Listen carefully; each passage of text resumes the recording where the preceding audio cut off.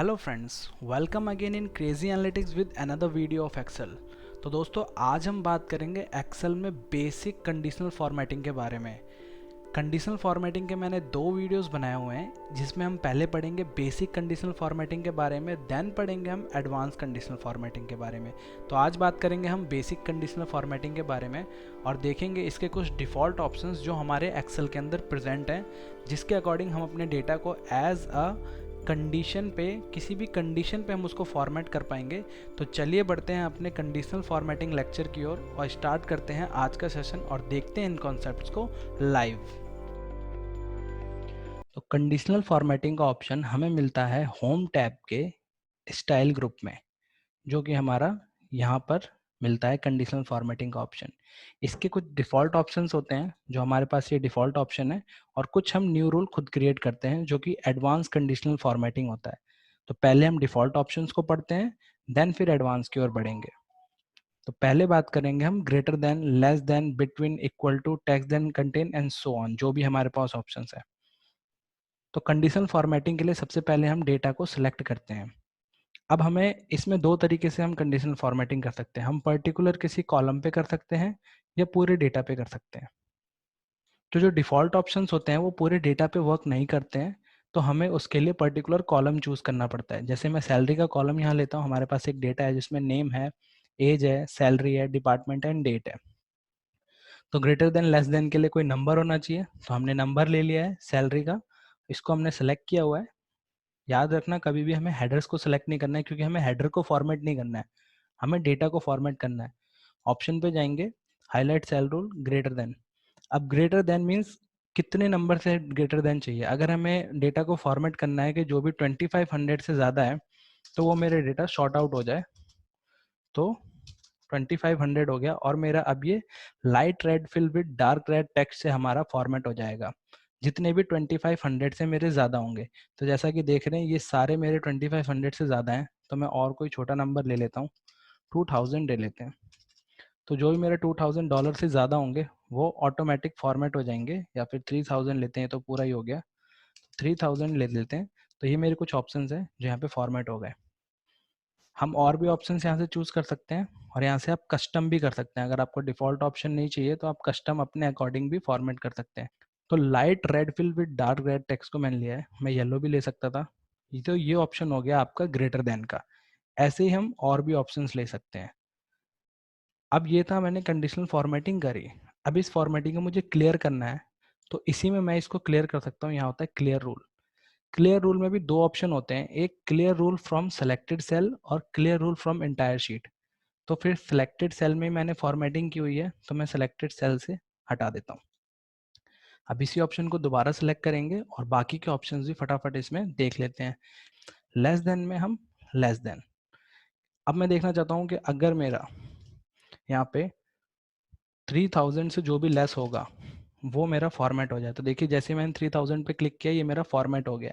Same यहाँ पे light red fill with dark red text है, मैं इसको चेंज करता हूँ ग्रीन फिल में, तो देखिए हो गया। देन अगेन कैंसिल करता हूँ, ऐसे ही सारे ऑप्शन चेक करा देता हूँ। डेटा को सिलेक्ट ही रखना और सारे ऑप्शंस को यहाँ से आप चेक कर सकते हैं। बिटवीन, बिटवीन मीन्स हम कौन से नंबर से कौन से नंबर के बीच में हम डेटा को फॉर्मेट करना चाहते हैं। तो मैं यहाँ से 2000 टू 3000 के बीच में करना चाहता हूँ। तो देखिए, ये मेरा डेटा फॉर्मेट हो गया है। फिर कैंसिल करते हैं, नेक्स्ट ऑप्शन चेक करते हैं, डेटा को सिलेक्ट ही रहने देना। इक्वल टू, अब एग्जैक्ट नंबर डालना पड़ेगा हमें। अगर हमारे डेटा में कोई इक्वल टू 3000 होगा तो फॉर्मेट हो जाएगा, नहीं है इसलिए फॉर्मेट नहीं हुआ। तो कोई नंबर चूज करते हैं, मैं ये लेता हूँ 4161। 4161 जैसे ही मैं क्लिक करता हूँ, देखिए फॉर्मेट हो गया। अगर दूसरा नंबर लेंगे वो भी फॉर्मेट हो जाएगा। 2671, 2671 को क्लिक किया, देखिए वो भी फॉर्मेट हो गया। कैंसिल करते हैं, डेटा हमारा सेलेक्ट रहेगा। आगे ऑप्शन चलते हैं, टेक्स्ट दैट कंटेन। अब टेक्स्ट दैट कंटेन के लिए हमें टेक्स्ट कॉलम चाहिए होगा, तो ये कॉलम सेलेक्ट कर लेते हैं टेक्स्ट दैट कंटेन के लिए। और टेक्स्ट में इसको भी नहीं करके हम ये करते हैं, ये ज़्यादा बेटर रहेगा। इसमें जाते हैं टेक्स्ट दैट कंटेन में, अब हम अकाउंट्स, बाय डिफॉल्ट इसने अकाउंट्स ले लिया, मैं यहाँ डालता हूँ आईटी, तो ये आईटी को ले लेगा। एडमिन डालूंगा तो एडमिन ले लेगा। कुछ और डालेंगे हम, यहाँ पे HR डाल के देख लेते हैं, HR, तो HR को ले लेगा। तो इस तरीके से टेक्स्ट, अगर हमारे डेटा में कहीं भी टेक्स्ट होगा या हमारे कॉलम में कहीं भी टेक्स्ट होगा तो उसको फॉर्मेट कर देगा। नेक्स्ट ऑप्शन देखते हैं हमारा डेट अकरिंग। डेट अकरिंग के लिए हमारे पास डेट कॉलम होना चाहिए। तो ये मेरा डेट कॉलम है, इसको सेलेक्ट किया हुआ है। डेट अकरिंग पे जाएंगे और यहाँ पे अब हम बहुत सारे ऑप्शंस होते हैं, yesterday, today, tomorrow, in last 7 week. तो हम लास्ट वीक का करते हैं। लास्ट वीक में जितने भी डेज होंगे वो अपने आप फॉर्मेट हो जाएंगे। तो आज अगर कितनी तारीख है, आज 7 तारीख है। अब 7 तारीख से लास्ट वीक में जो भी डेट होंगी वो ऑटोमेटिक फॉर्मेट हो जाएंगी। तो मैं लास्ट वीक कर लेता हूँ। तो देखिए लास्ट वीक में, इस वीक में जो भी दिन निकल गए हैं उनको छोड़ के जो पिछले वीक में हुए, जो संडे से पहले थे, वो ऑटोमेटिक फॉर्मेट हो गए। और ऑप्शंस देखते हैं, दिस वीक में ये दिन निकल चुके हैं। तो इस तरीके से फॉर्मेट करता है अपने डेटा को। नेक्स्ट बढ़ते हैं, डुप्लीकेट वैल्यूज। डुप्लीकेट वैल्यूज के लिए हमें डुप्लीकेशन होनी चाहिए हमारे डेटा में।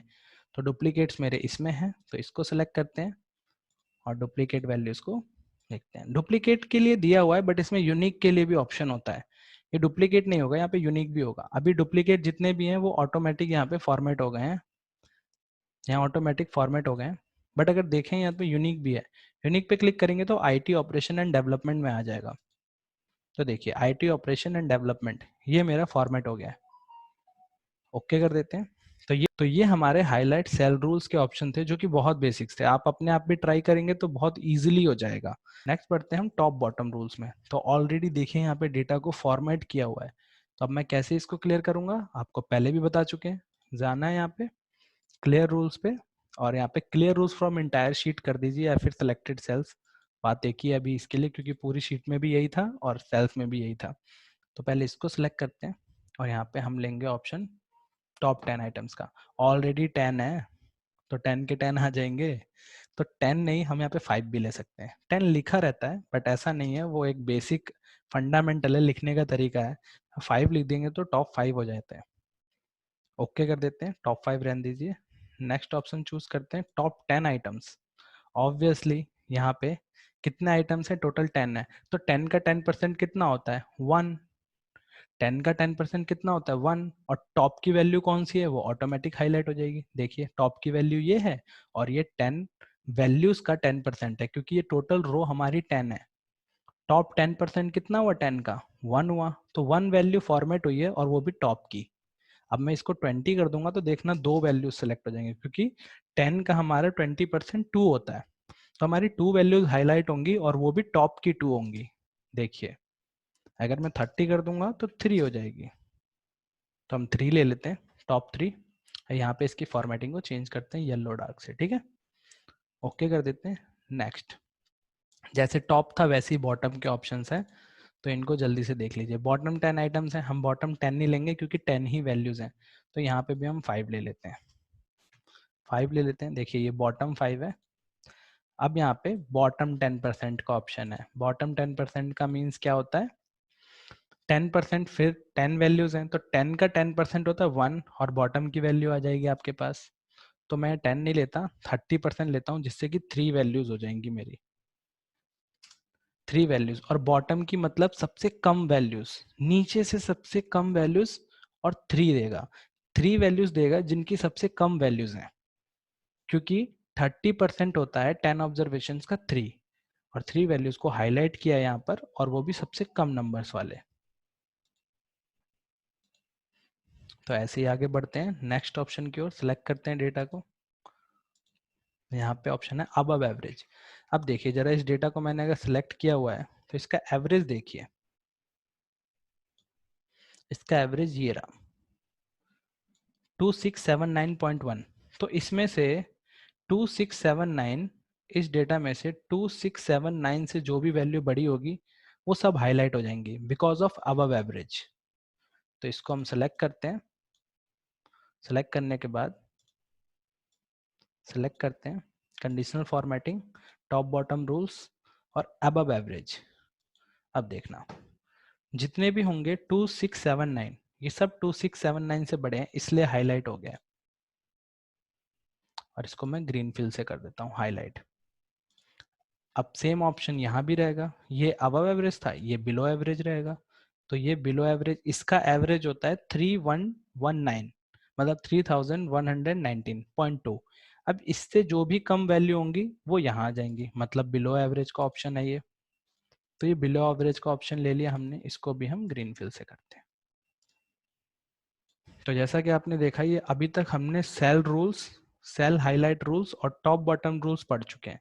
अब नेक्स्ट पढ़ते हैं हम, इसी में ऑप्शन होते हैं हमारे data bars, colour scale and icon set. यहाँ पे हमारे पास एक डेटा है जिसमें हम डेटा बार्स के बारे में पढ़ेंगे। इसको सिलेक्ट करते हैं, क्योंकि डेटा बार्स के लिए भी हमारे पास न्यूमेरिकल वैल्यूज होनी चाहिए। डेटा बार्स अकॉर्डिंग हमें डेटा के अकॉर्डिंग, उसके बार के अकॉर्डिंग हमारे नंबर की प्रोग्रेस को शो करता है। अब इसमें से जो भी सबसे हाईएस्ट वैल्यू होगी वो उसको 100% मान के चलेगा कि वो मेरा 100% प्रोग्रेस है, और उसके अकॉर्डिंग बाकी डेटा बार्स को ये फिल आउट करेगा। देखना, तो मैं ऐसे ग्रेडियंट फिल लेता हूँ, यहाँ पे सॉलिड फिल भी है बट मैं ऐसे ग्रेडियंट फिल मुझे ज़्यादा बेटर लगता है। तो ग्रेडियंट फिल लिया, और ये देखिए सबसे बड़ी वैल्यू मेरे पास 4919 है। तो ये इसको 100% मानता है क्योंकि ये सबसे बड़ी वैल्यू है। तो हाईएस्ट वैल्यू को 100% प्रोग्रेस मान के बाकी को उसके अकॉर्डिंग यहाँ पे इसने फिल कर दिया।